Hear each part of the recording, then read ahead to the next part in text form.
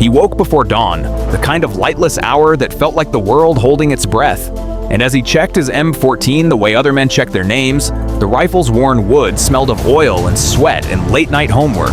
He was a black Marine sniper with a steady bone and a reputation for quiet cunning. The kind of man who listened to the metal of his equipment the way some men listen to wind. And today, the wind would carry more than dust. It would carry the possibility of annihilation if the bite of enemy marksmen wasn't blunted. The landscape where they moved was a jagged throat of ridgelines and rusted rooftops, a place where the enemy's SVDs, with their semi-automatic cadence and cramped scopes, could pepper approaches at ranges that made supply convoys nightmares and mortar crews prey, and the commanders had begun to whisper about retreats and counted bodies before they were found.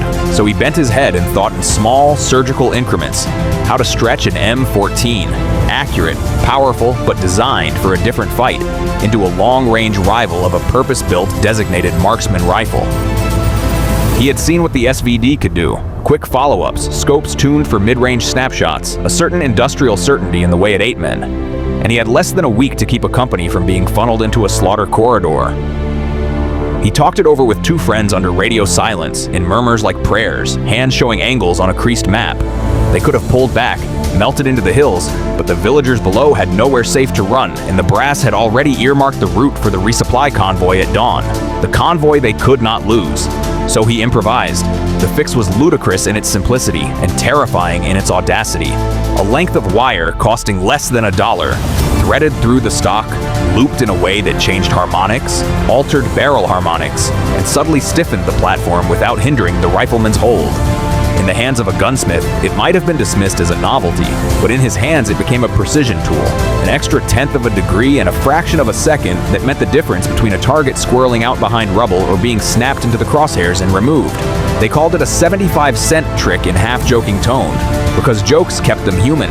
But the truth was, engineering a change in point of impact with something so cheap was less about hardware than about the way he thought. Like a surgeon finding a vein in the dark, like a chess player setting a trap 10 moves ahead, like a man who knew that on battlefields, the littlest tolerances make the largest differences. He practiced at night under a moon that looked like a coin, measuring groups, adjusting the wrap, listening as rounds punched paper at distances that had felt absurd before. The M14, a battle-proven workhorse with a war-scarred barrel, began to sing in new keys, long arcs settling into a confidence he'd never seen in an old rifle. Word spread quietly, the kind that moves by nods and trading of spare rations.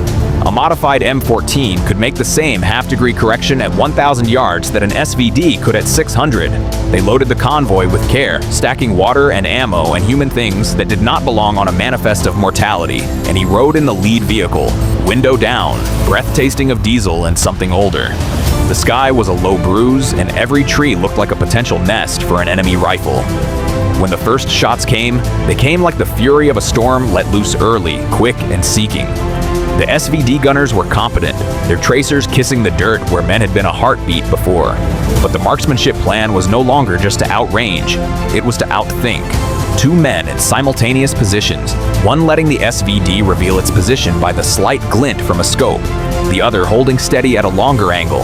M14 singing across fields of broken concrete with an authority that surprised even the oldest sergeants.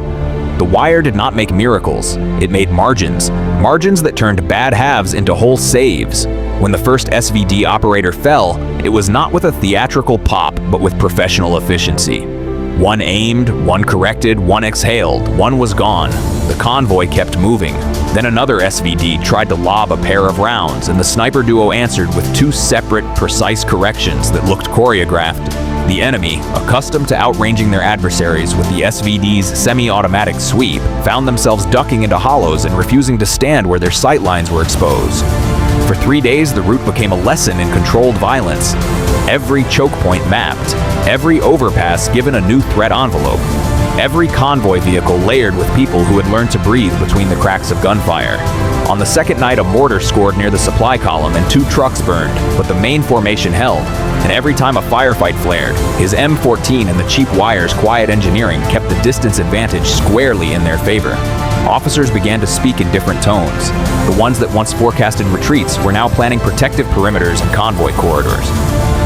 The men called him something beyond his given name in the way people give saints titles in small towns, not for piety but for deliverance.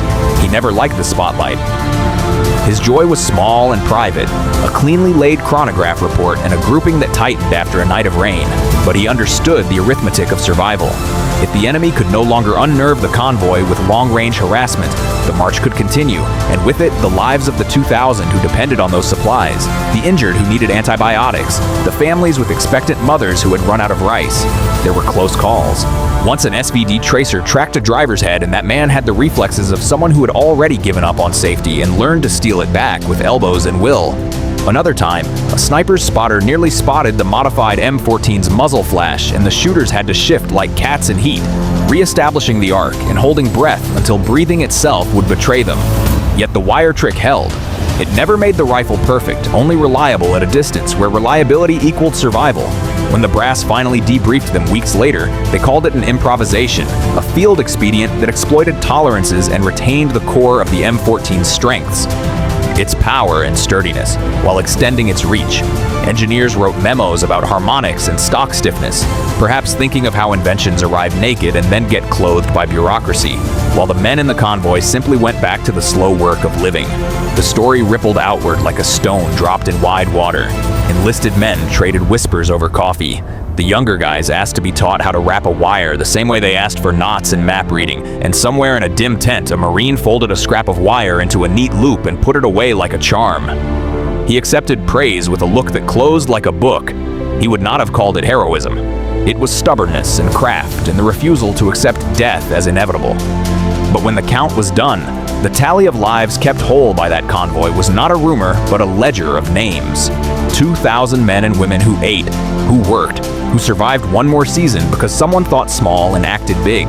That is the way wars are often decided. Not always by grand gestures or strategic gambits in marble halls, but by low-lit tinkering, by the patience to test, by the nerve to risk an idea on a cheap length of metal and let history be altered by cents and inches. His wire was cheap, yes, but the effects were expensive to the enemy and priceless to those it saved. And long after the guns fell silent, after medals were considered and stories were told in bars where the beer was too sweet for the memories, the true monument remained invisible. A convoy that reached its destination, a community that ate another winter, and a man who understood that sometimes survival is sown from thrift and audacity, and the belief that a small change can tilt the balance of fate.